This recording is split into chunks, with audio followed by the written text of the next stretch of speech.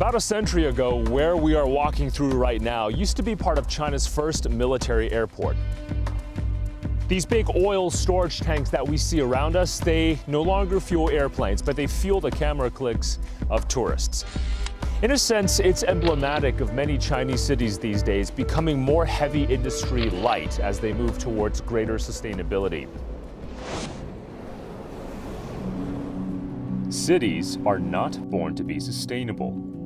They contribute to quite a hefty chunk of greenhouse gas emissions. While covering only 2% of the Earth's surface, cities emit at least 70% of carbon emissions. How can a megacity slash its carbon footprint, but at the same time ensure development and prosperity? Let's find out.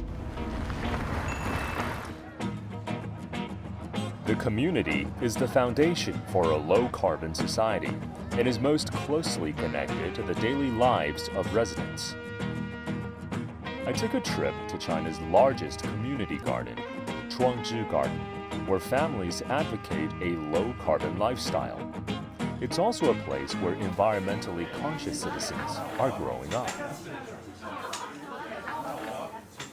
This community garden, I think, is a very interesting concept. It uses every single available inch of space, I guess. I grew up both in New York City, but also outside in the countryside. Nature, that was our playground. Now being in a city for 14 years, I want to make sure that my children have that same kind of sense of nature. It is really amazing. It's a huge undertaking to transform concept into reality. 这个地方在13年前，它就是堆满了建筑垃圾的一个地方。我们从2016年慢慢的把它一点一点的改变，现在变成这样一个郁郁葱葱的社区花园。有些人可能感觉，哦，这个地方要是放一个便利店多好。为什么我们要建一个这种绿色的花园？这样的社区花园也应该是生活圈里面非常重要的一个组成部分。特别是在上海。 我们在身边很需要这样的绿色的空间，因为这个都市的基底，这样自然的空间不是那么的充沛。In 10 hours, 100 square meters of grassland can absorb 1,500 grams of carbon dioxide, while releasing 100 grams of oxygen. According to Dr. Wang, this 2,200 square meter garden provides more than just a green space to this community. 这个空间里面，当然绿色其实它只是一个基调，更重要的是发展人和人之间交流的这样的一个场所。我们是向居民开放的，也绝对不会用农药、化肥、除草剂，带给孩子们最健康自然的环境。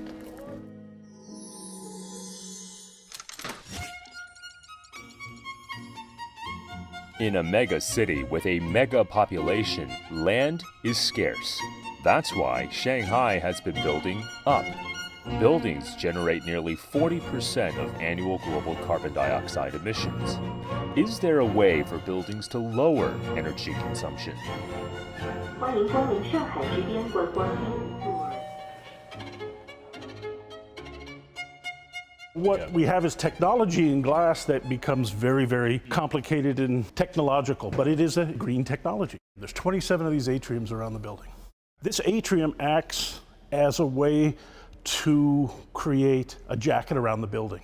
This double skin basically is a thermos bottle, in Chinese baoan ping. And the double skin theoretically acts as a coat. You can take the coat off when you're too hot, put the coat on when you're too cold. An older building that was built 20, 30 years ago might use 100, 110 watts per square meter. Our building uses about 50, 55 watts per square meter. This building functions as a living, breathing thing. There's nothing on this building that doesn't do work. And Marshall, I mean, you've been in Shanghai for what now? My first trip was about 21, 22 years ago. Have you seen perhaps that transformation in terms of sustainability, in terms of livability overall of Shanghai? Well, I think when I first came to China, the joke was, yeah, I live in Shanghai, there's 10 to 20 clear sky days. But now I think it has completely flipped. Yeah. I see more days like this. I think that's great. Yeah. A low carbon lifestyle, greener buildings, and a drive toward sustainability. All of these supports Shanghai's goal of peaking carbon emissions by the year 2025. That's 5 years earlier compared to China's national goal of peaking emissions by 2030. Now, it's not just about Shanghai. There are nearly 100 cities all across China that are aiming to peak emissions earlier than 2030. And from there, it's all about reaching carbon neutrality.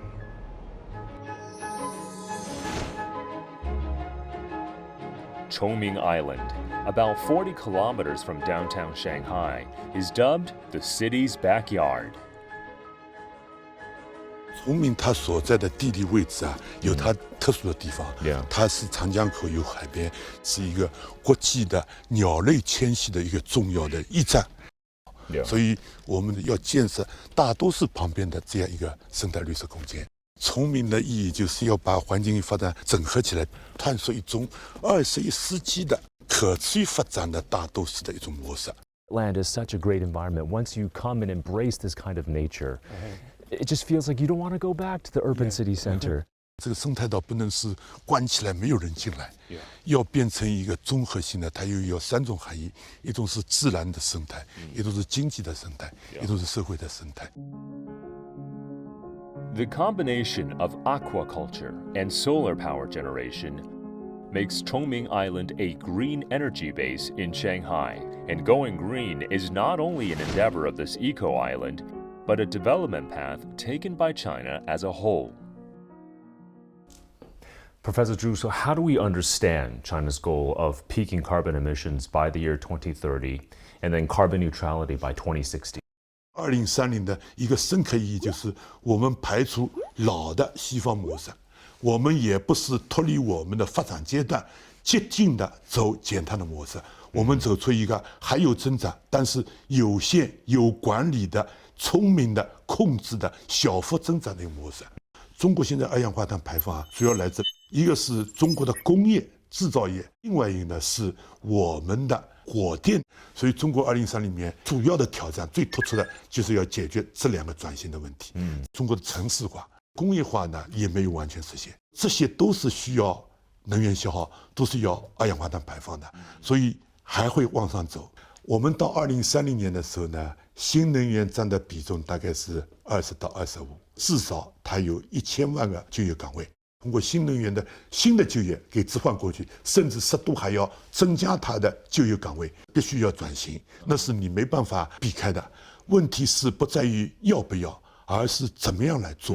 So it will be a relatively gradual process, not sacrificing people's livelihoods as we make this transition. What about challenges outside of China for China to reach this goal? 二氧化碳排放不仅是一个环境问题，还是一个社会公平问题，这是一个发展权的问题。中国的碳不是中国人消费的，中国是一个工业为世界做出贡献的。当你美国人、欧洲人把我们的能耗是留在国土上面，不能用生产的排碳的高低来算中国的总量。所以这个在联合国里面已经有新的计算方法，认为要按照消费，按照你实际的享受。叫做 common and different strategy， 对世界的排碳要实现那个不超过1.5度到2度的这个目标，我们都是共同的责任。但是共同的责任在不同的国家，我们要承担不同的任务。Around the world right now, we are seeing if we use renewables as an energy source, that is still somewhat more expensive compared to fossil fuels. And fossil fuels may be artificially low cost. So how do we perhaps lower the green premium here in China? 几个渠道，一个是政府补贴，一个是绿色金融，第三就是碳交易，还有一种呢就是我们说碳积分，就是每个人不管你做什么行为，都把你减碳的减了多少给你放在你的信用卡里面。这个涉及到许多技术问题，比如说我今天吃个牛排，我到底省了多少碳？需要有一个认证单位，非常科学的、精准的计算你的碳。那么这个是未来可能不断的把政府、企业、社会整合起来一个值得展望的一个地方。That sounds very complex. And we need all the individual, like you said, the government provides a guidance. What would you say are the advantages of China really making this transition towards green, towards a low carbon development? 中国基本上是 top down，对啊，当然我们可以说是它 bottom up， 两者结合起来，顶层设计以后一层层往下贯彻，贯彻以后变成细化的到各个领域的。所以我们用一个回推的方法定了目标，然后落到具体领域里面，这又是中国的特点。生态文明是要走出传统的环境跟发展两张皮的工业文明的老模式。英国是蒸汽机革命的时候，它当了个领头羊；美国在油气的时候当了个领头羊。在新一波能源转换当中，我们可能要多点引领作用。Living in harmony with the environment is something that everyone can agree to. We owe it to our next generation and beyond. We owe it to the rich biodiversity that we share with this planet to leave our planet in a better environmental state than we found it in. So indeed, let's build a shared future for all life on Earth.